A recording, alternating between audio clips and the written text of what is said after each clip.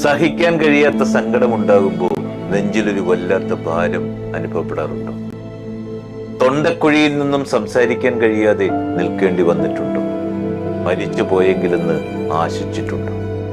ബന്ധത്തിന്റെ തുടക്കത്തിൽ പെരും സ്നേഹത്താൽ പൊതിയുകയും പിന്നീട് കാരണമേതുമില്ലാതെ അകൽച്ച പാലിച്ചും ബഹുമാനക്കേട് കാണിച്ചും ചിന്താക്കുഴപ്പം ഉളവാക്കുകയും ചെയ്യുന്നവരെ പരിചയമുണ്ടോ?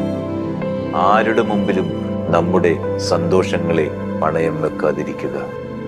പറയാതെ പറഞ്ഞൊഴിവാക്കാനും പുതിയ സാഹചര്യങ്ങൾ വരുമ്പോൾ മാറി ചിന്തിക്കാനും മനസ്സുള്ള മനുഷ്യരുടെ കാലമാണിത്. നമുക്ക് നമ്മളെ ഉള്ളൂ എന്ന ചിന്ത കരുതി വെക്കുക. യാചിച്ചു കിട്ടുന്ന സ്നേഹത്തിനും ബന്ധത്തിനും മുതിരാതിരിക്കുക. അജ്ഞാതമായ ഇടങ്ങളിലേക്കുള്ള അതിസാഹസികമായ ഒരു യാത്രയാണെന്ന് ജീവിതം. വഴി തെളിക്കുന്നവരെക്കാൾ വഴി മുടക്കുന്നവരാകും ജീവിതത്തിൽ കണ്ടുമുട്ടുന്നതിൽ ഏറെ.